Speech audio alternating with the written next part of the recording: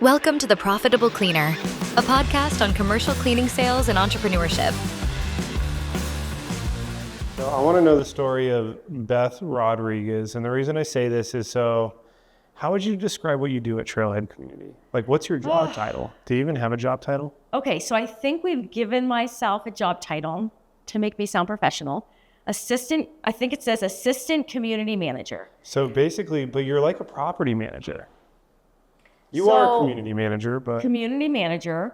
I mean, my roles have changed so much in the past 8 years, from consulting work with construction and design, to running the launch meetings, the transition program for the folks who are going to be living here with IDD. Yep. To now I'm in the building, and now I am property management, janitorial, maintenance. So I'm putting out all the fires of a new building. So I'm doing things, I'm spackling, I'm fixing awesome. Showers, and I'm dealing with things I hadn't thought of, hey, my neighbor's really loud. Their TV is so loud. You need to tell them to turn their TV down. And it's like, okay, well, we told them, and it is low. You live in a multifamily complex, you know what I mean? Yep. So I'm dealing with things I never thought I'd be dealing with, Yeah. So I actually am going to give a little bit of context here. So Trailhead Community is an 80-unit condo community, and our mission is to house adults with developmental disabilities alongside active seniors, young professionals, or people we call neurotypical. So there's like a huge need, especially here in Colorado, where there's like 20,000 families that currently have a loved one that's an adult with a developmental disability that lives with the caregiver over the age of 65. So the big question happens when that caregiver is no longer to provide care or unfortunately passes away. What happens to that adult with IDD?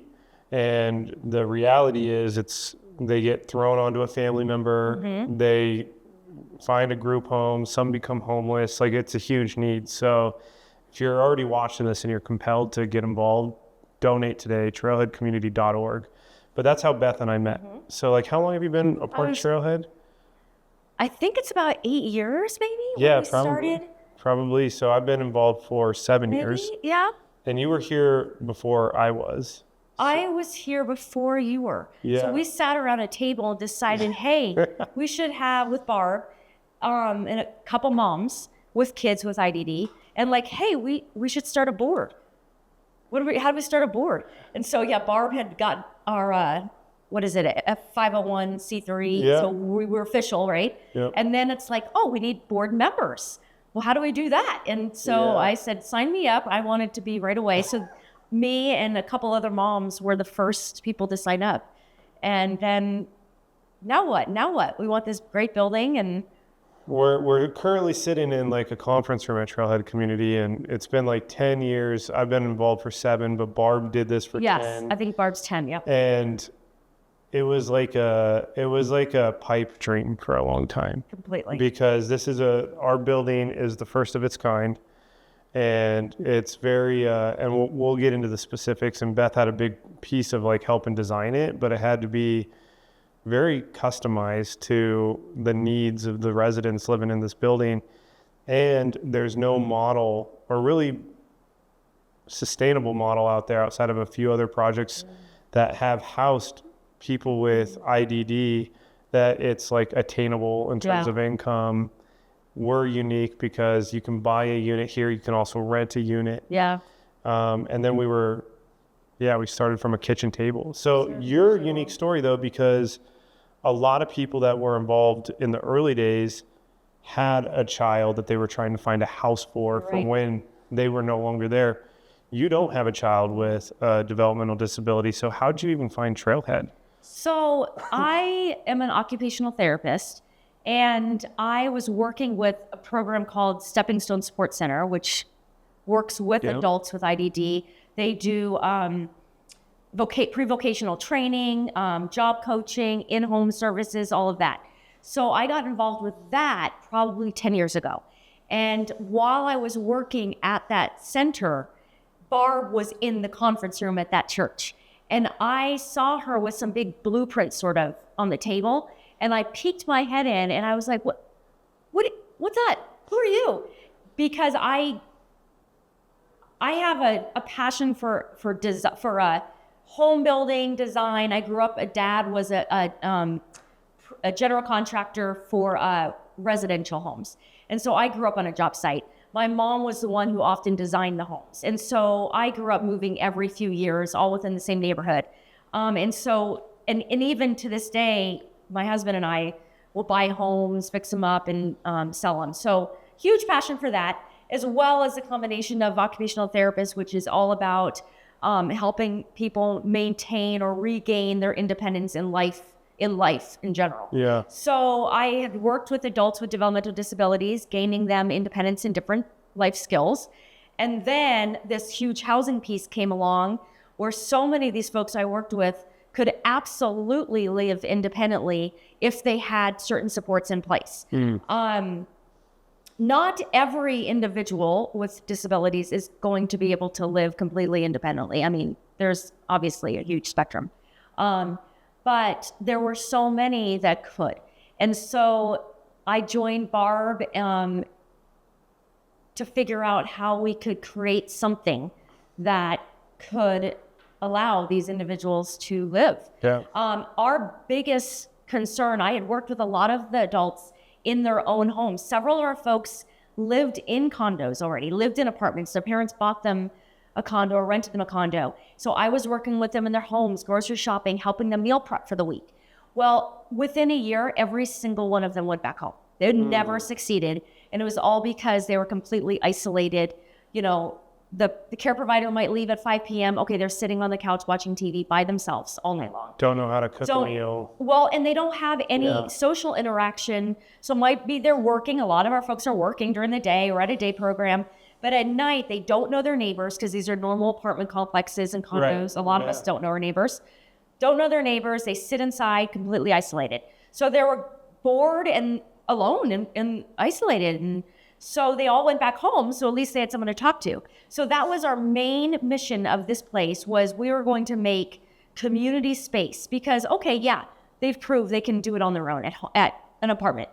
But the community aspect was what we were missing. And the social isolation that they were experiencing was so high. So we knew, and indeed this building has 7,000 square feet of community space. So they can come downstairs and hang out with someone, do a puzzle, watch a movie, eat together in the dining room. So that is what we were fighting the most, was that social isolation. And already we're seeing the success of that. Totally. Having someone to talk to. Because as we sit here today, the building's been open for about a month and a half. Yeah. And for those listening, a lot of you guys deal with multifamily buildings or big time facilities. Opening up a building is freaking insane. I was like, honestly, like I couldn't believe like they let us open up. I couldn't either. If I'm just being totally transparent, because like the first week it snowed and Beth's out there shoveling snow. So I'm like, I probably should get out there and help her shovel snow. So we're shoveling snow. And then, oh, by the way, we had like a snowplow vendor show up that afternoon that we signed a contract with. Yep. And it was like, we didn't have that in place when the building opened up. And then like the lights in the parking lot weren't working. Like it was just crazy. So the reason I say all that is I think a lot of people will be able to relate about the chaos of starting something new. We'll get into Trailhead, but I want to learn a little bit more about Beth right now, because you are, I would call like a fire starter. Like you have a good spirit about you. Where do you find the energy? Like every room you walk into, like you just like automatically lift the energy up. Oh, that is so kind of you. What's up, Profitable Cleaner listeners? Quick question for you. Are you using 5 to 7 different platforms just to manage the everyday operations of your commercial cleaning company?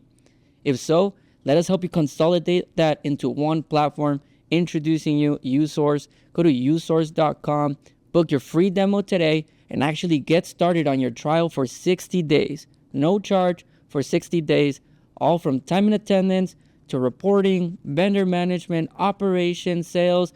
It's time you stop using 5 to 7 platforms and consolidate into one. So listeners, don't forget, go to usource.com and start your account today.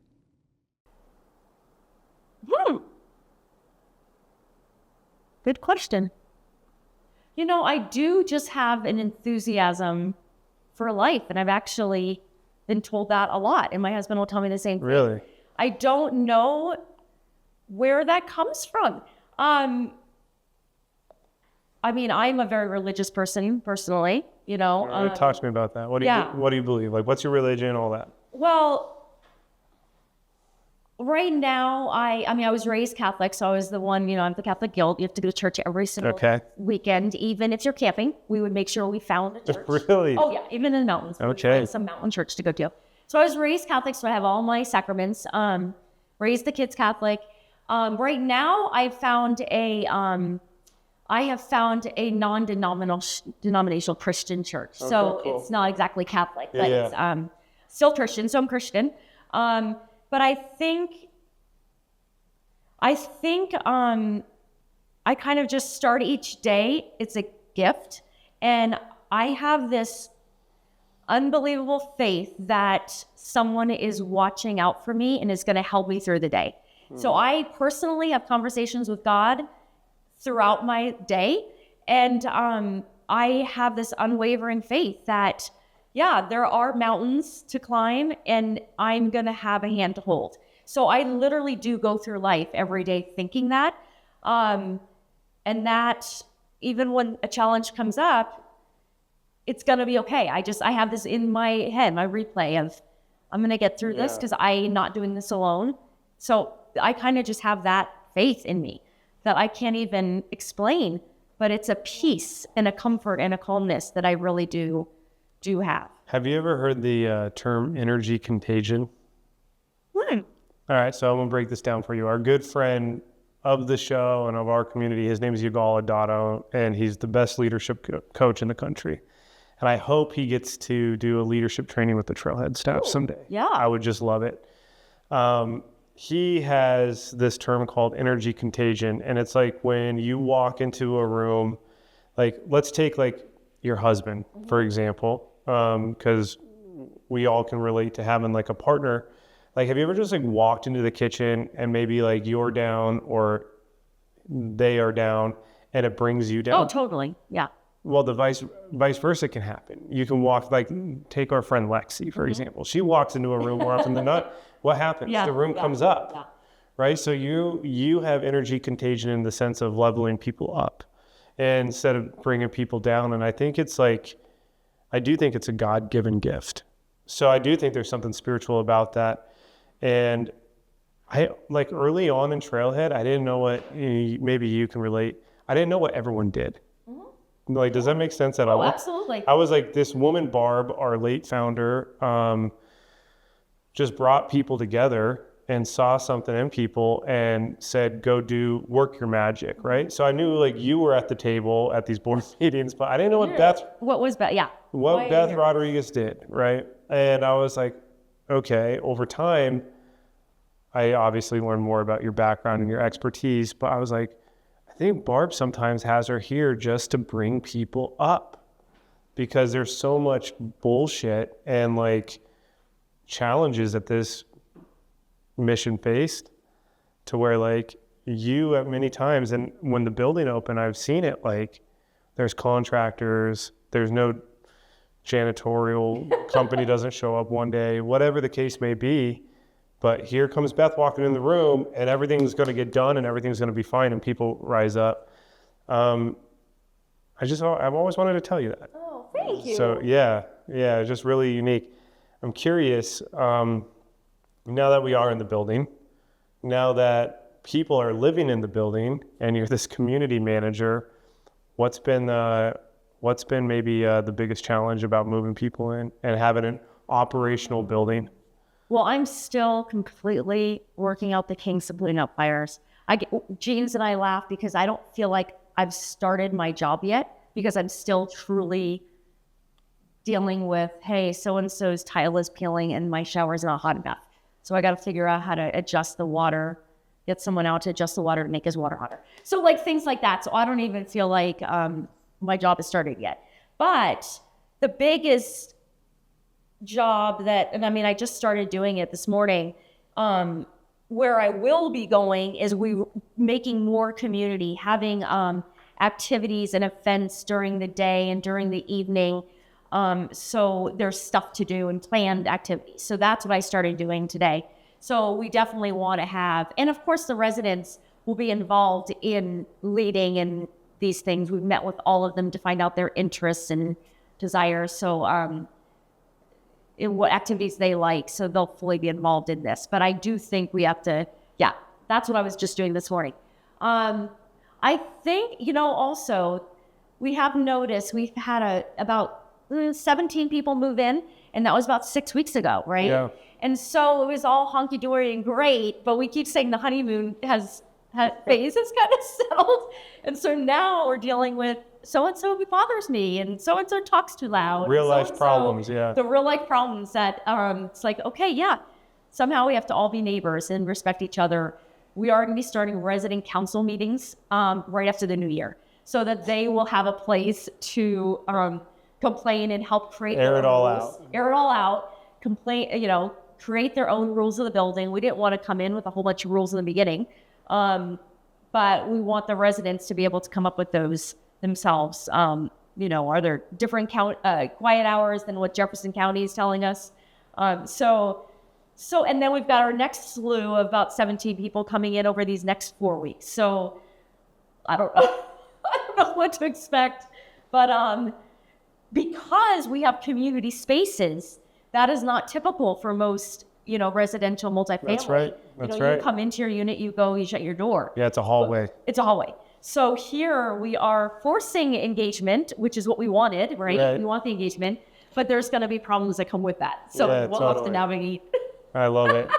I love it. So I want to kind of, you have a unique perspective. So in our world, we call it BSCs. Have you heard that term? BSCs? Yeah, so building service contractors. Okay. So a lot of BSCs are going to listen to this, are listening to this right now. And they're saying, how do we best, as a BSC that could be in construction, HVAC, plumbing, janitorial, people that service a building like this, how do we work best with a Beth Rodriguez, right? So you are awesome because I'll walk into Trailhead and we still have a construction team on site. Yeah, we do. And I'll see Beth with her clipboard and with all these big construction guys pointing at everything and just like being the director.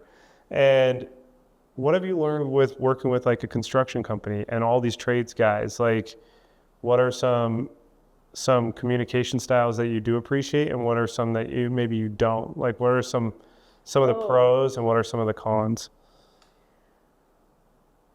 Just today, I noticed I saw our trash truck pull up, and because we still don't have a key to it, I have to run to the trash room and prop the door for him.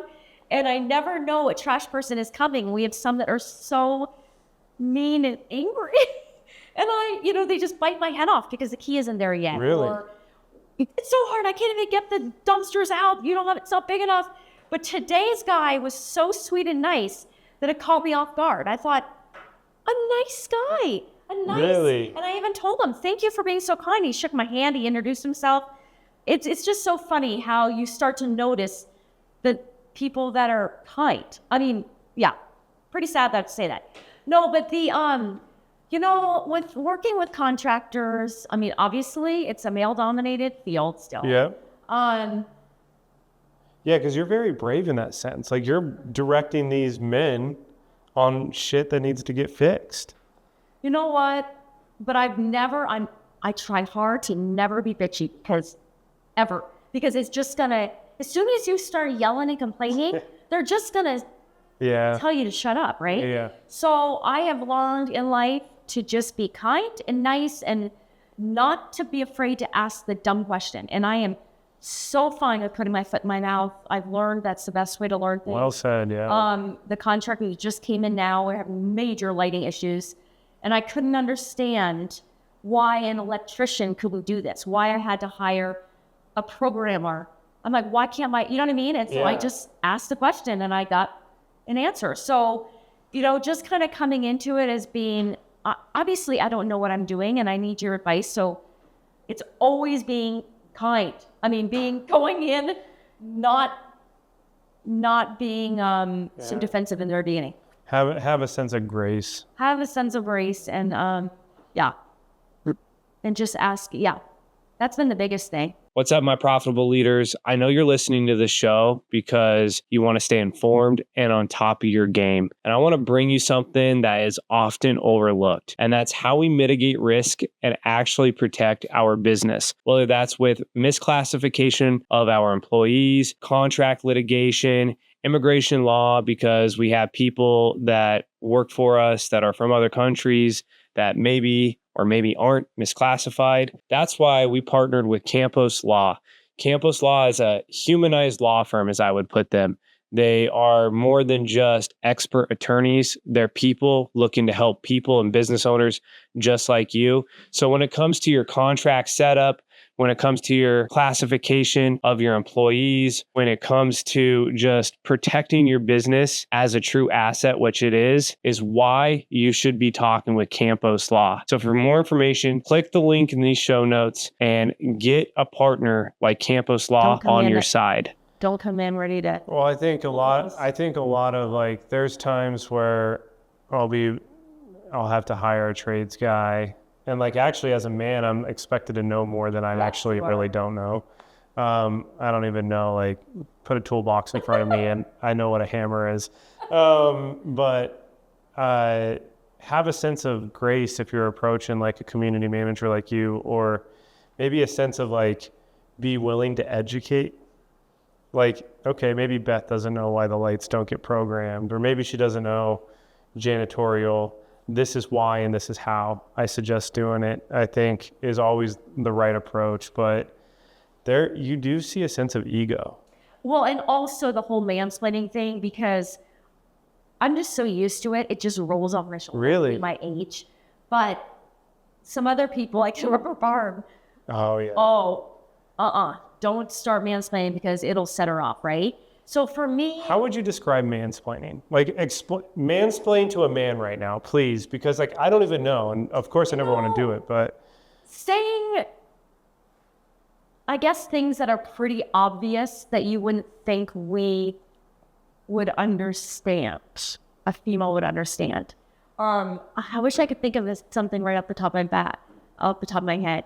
But just yesterday, it was something so simple that someone told me and Jeans, and we just looked at each other like, oh, we didn't realize that basically you can't spend more money than you make. Wait, what? Yeah. So we're always joking around, just dumb things like that. So just, I think there's a way to approach education in a better way than others. So for me though, I mean, I just let it roll, or I'll tell you to your face like, oh, really? And I'll be sarcastic back to you. So for me, I don't have a problem with it, but I know a lot of women will be put off if they feel like they're being treated like they're completely. That's so, yeah, I hear the term mansplaining a lot, and I'm like, I've heard Barb use it. I've heard multiple, like my wife works in facilities, so she uses that term, and I'm like, I know it happens, not discrediting it, but I'm like, one, I never want to do it, and two, I don't even know if I'm like aware that it happens, right? So people need to mansplain. Some women are more sensitive too. I mean, sorry women, but I think they are. Yeah. Are just more sensitive. Are your daughters the sensitive type? One of them is, one of them isn't. Really? Yeah, they're completely opposite. One of them, you just look at her wrongly and she'll start crying because you looked at her the wrong way. Oh, no. The other one has my Sicilian in her, and don't put her, Isn't it a trip how you like raise the same kids the same way and they're so flippin' completely different? different. All three of mine are I still don't way get different. it. I don't get it at all. Was it easier raising? So Beth has 3 grown children, no grandchildren yet. No grandchildren yet. I said you were too young to be a grandma. And then 2 daughters and 1 son. Mm-hmm. Was it easier raising females or a male? It's so funny because a lady at my book club last night pulled me aside. She's having a lot of problems with her son. in high school right now. You always hear the boys are easier. That's what I've heard. Yeah, totally. Not sorry, Matthew, if you're watching this. It was the worst thing. I mean, it was the worst 4 years of our family's life. For high having school? a son, yes.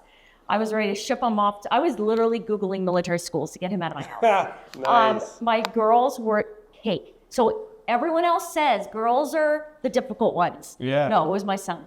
But it could be that he's a smart kid. He's probably too much like us. But the day he moved out of the house and went to college, a light switch flipped, became a different person, and he's amazing. All I needed to do was get out of my house and under the Maybe you guys were the problem. I'm just kidding. So we didn't have to discipline anymore, Yeah. right? You're 18. If you do something stupid, you're going to jail. Totally. We always said that. So as soon as he got out of our house, completely different. He calls me every single day. Like, he is the most amazing human. I love him so much. Completely different person now that he's out of our house. That's so wild. Yeah, I've heard that like boys are harder when they're younger because they're more destructive, but easier in like the teenage years. Yeah. I think I was the opposite. I was like the perfect little boy, and I was a hell raiser in my. You were? Oh, Okay. yeah. If my mom was here right now, she would say that like the reason she's got mental problems now is probably because of my 4 years in high school. That would be. I turned gray with him in high school. Yeah. So that's so funny. But the perfect kid in public, like at school with other people. Oh, he's so amazing. He was just at home. He gave us a hard time. So he was truly a wonderful human and at school and with everyone. So he never caused problems in the real world. Just Yeah. at home. Yeah. Just at home. Just at home. Just fought us on everything. It's so funny. What's up, my profitable cleaners? Listen, you guys know that running a cleaning business isn't just about cleaning. It's about growth, trust, building a legacy, and making true impact. That's where Swept comes in. With Swept, it's simple, powerful. It's an app that you can track your cleaner attendance with geofence clock-ins, streamlined processes, team communication, and save hours on payroll. It's the ultimate tool designed specifically for janitorial businesses just like yours. Take control, save time, focus on what matters most, growing your business and spending time with your family. Swept. Clean better, grow faster. If you guys are interested in Swept, click the link below in the show notes and partner with one of the best in the industry. Yeah.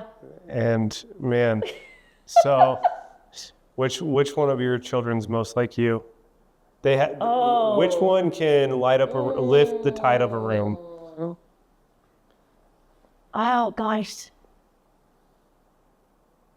I think Kate, my youngest, is probably the most outgoing and social. She's probably most like me. She's going into healthcare like I did. But she's got more confidence than I did, which is I'm so happy for. Because I was the one who was always afraid of everything, you know. Really? Oh. Because you seem tenacious. I know. And that's what people tell me now. And no, I was always afraid to try something new, which is surprising I'm here now.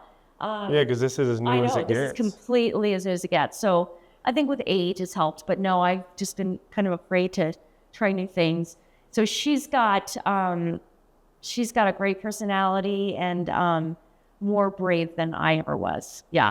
So it'll be fun to see where she goes. But then Matt, being in consulting, he's developed this amazing personality to schmooze, be the sales and talk. You can put him in a room and he will be able to talk to anyone, which is a huge skill to have. And then my other daughter, Lauren, she's a hairstylist. So all day long she's my ADHD child. So she came out of me kicking and screaming and moving. She never stopped moving.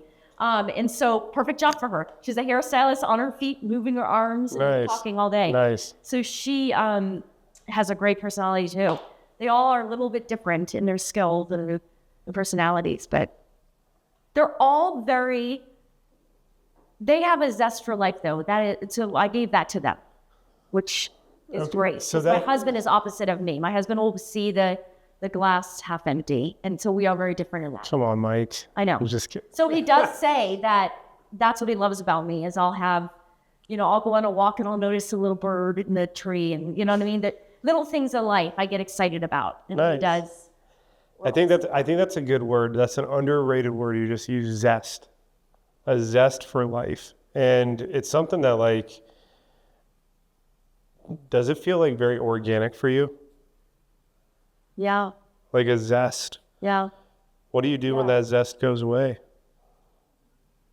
Like, because we all have bad days, right? Oh, sure. So, like, when you're not feeling as zesty, what's a Beth Rodriguez do? And the reason, and for people listening or watching right now, the reason I ask is because, like, I really do think there's a special freaking skill set or gift, I would call it, about being that zestful person that, like, gives it to others, which is what I've seen you do for 7 years now. So it's like when Beth's not feeling as zesty, if that's even a word, like, what do you do to get back there?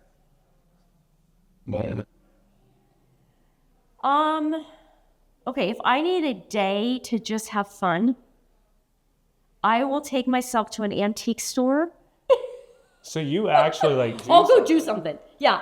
Or I'll throw on I have a radio station, or I listen to certain spiritual music, like religious music, that I'll do. But no, I will, if I am having a day and I just need to be by myself, I will go to an antique store and just shop around and do that kind of stuff. Or nice. Or go to realtor.com. I'm always looking at houses You're and sick. design.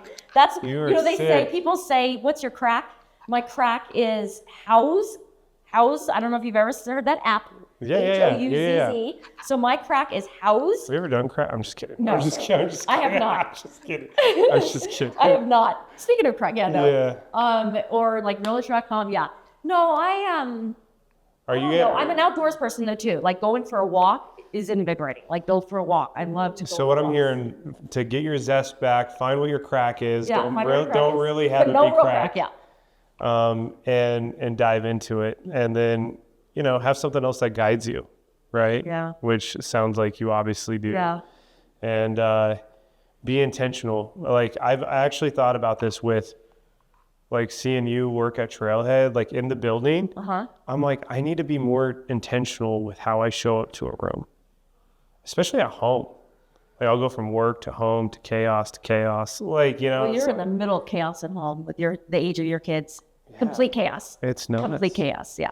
Running businesses and doing work and having my wife work. So there's no like stay at home parent or mom, or it's like we're always go. So it's You're just trying to get through the day. You're in that stage of life right now. Well, again, just trying to get through the day. Yeah, but I'm done with deeming, let's just get through the day. So again, going back to our good friend Yugal Adato, a friend of the show that talked about energy contagion. He talks about it's not work-life balance. He's like, screw that term. It's harmony. Don't find balance. Find harmony. Find harmony in what you're doing. And I was like, I think that's more relatable to me. That makes sense. Like, because nothing's ever balanced. No. Like, because your work-life balance is probably out of balance. It's very out of balance right now. Very Right? out of balance. It'll get there, but yeah. So, Complete. Beth, this was totally sporadic for those listening. We've been recording at Trailhead today, and I wanted to, I could not pass up the opportunity to not interview Beth. I got to tell you, you might have heard me say this, but my favorite story of Beth, this goes to being tenacious, going to having zest, is remember when we were at that conference up in the mountains? Where were we? Housing Colorado. Yeah. A big time conference. There's all these housing people there. We just got our land for this building. We were totally in flux and chaos. And they like asked Trailhead to speak. Yeah. And it was kind of cool. And Beth, how tall are you? 5'2" on a good day. 5'2" on a good day. So there's like this podium with this mic, and it was much taller than 5'2". And she's about to do this presentation, and she walks up there in front of this room full of people, highly anticipated, and she finds like the microphone camera case, and in your heels, you kick it over to the podium. You step up on that case, and you're like, solve the problem. And that's what we're doing at Trailhead Community. And she did the next 30 minutes standing on this damn microphone case in heels. I was like, that's exactly it. And the best part about it. All right, I know you guys are wondering, how can we keep our cleaning crews engaged and informed and it doesn't have to feel like a struggle? With Team Engine, you can now automate messages, update teams in real time, and bridge language gaps with their built-in AI-powered translations. Whether it's scheduling, last-minute changes, or sharing critical updates, Team Engine keeps your workforce connected and productive. Say goodbye to miscommunication and hello to smoother operations. Visit teamengine.io to get started today. As being an OT, I'm talking about accessibility in the building. There you go. And here I am Yeah. at a place with talking about disabilities, and it's the most inaccessible podium that anyone, God forbid, you were in a, if I had someone in a wheelchair who was going to speak. Yeah, most inaccessible podium. Yeah. And if you notice, the light was dark over us too. That's so it was right. the one thing in the room that I didn't have lighting. Is why I had to pull out my reading glasses because I couldn't even see. That's I thought, right. how perfect is that? Here I am talking about accessibility. Well, you made it work. Actually, real fast, educate the people listening. I have learned so much about accessibility, especially when it comes to building access. Talk to us about accessibility real fast. So different types of accessibility. In this building, we were looking at, of course, physical accessibility of maneuvering through the building. If you are someone who uses a walker, we have seniors who use walkers. I know we'll have wheelchairs. We have a lot of people who have vision impairments, so they'll be using a cane. So physical accessibility. So in our building, you can get from the front door to your unit without ever having to step into up a stair if need be, with elevators. Even our showers are roll-in showers, so you don't even need to step over that.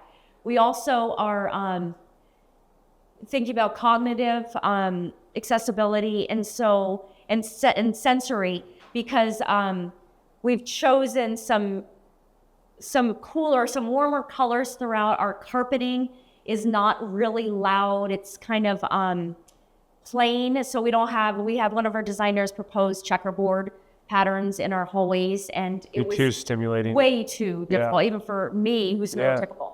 So things like that. Wayfinding, we've done a different color on each floor so that if you're coming out of the elevator, you'll know, oh yeah, I live on the green floor. We'll have huge numbers painted soon when you get off one of the elevators with what floor you're on. So easy wayfinding. We've thought about trauma-informed design in this building, so there's no, our community laundry room and our craft room have big windows. So if you're in the community space, you can see directly into those rooms. There's no dark, hidden areas you could hide or feel uncomfortable at all. The only room in our building that is built like that is the theater room, intentionally, of course, right? Yep. But we do have cameras in there. So we've thought of those kind of things too, that, someone might get startled or be uncomfortable if the room was dark and someone walked in they didn't know or whatever. So we were very intentional in designing this building. I think people listening to the show will appreciate that level of detail and expertise, because a lot of people listening right now are the ones placing people within these buildings. A lot of big time security access, government buildings, things of that nature. And it's like every building is so vastly unique. And I had never even thought about accessibility, let alone to the level of detail that you guys have, like just the different colored rooms.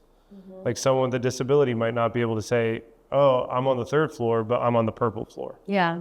Like, it's just amazing to me. So. Well, and there's a lot of, like, even when we designed our kitchens, we did not do a kitchen island or a peninsula even, which I know a lot of people think, why would you do that? But there are people with mobility scooters, and having a kitchen island is a difficult thing because you don't know how big someone's wheelchair could be. Yep. So it allows for the flexibility for someone to bring in their own table that fits them. We made sure, luckily to code now, I believe 36-inch doors are common in buildings, but made sure that, we made our bathrooms big enough to rotate around if you have a mobility device. People don't know how much thought was put into this building. The types of handles on our cabinet doors. Hundreds of hours. Types of handles on the doors themselves. Tons of the flooring choices. We did not do any carpeting in the units themselves for easy cleanup or things like that. moving easily. So yeah, there's a lot has gone into this that a lot of people don't realize. Lots of natural light, extra big windows, lots and lots of natural light to kind of bring the outside in. We have a courtyard.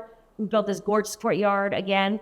Because you're in an apartment complex, you don't have a yard. So we built this gorgeous courtyard. In the summer, we'll be able to be outside through the fall. Yep. Colder weather. Yeah. If you guys are curious what the building looks like, we'll link it in the show notes below so you guys can kind of see a visual of what Beth is talking about and now what she's the manager of in terms of community. So yeah.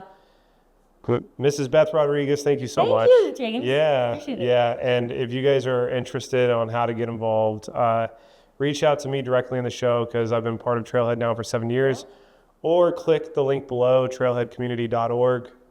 Honestly, we're never stopping fundraising. So I guess if I have one ask for anyone listening, tell a friend to tell a friend, share our mission with someone, be more aware about the IDD community. Things like accessibility and the housing crisis that this country's up against. And if you do feel compelled, then donate with the link below. So thank you so much.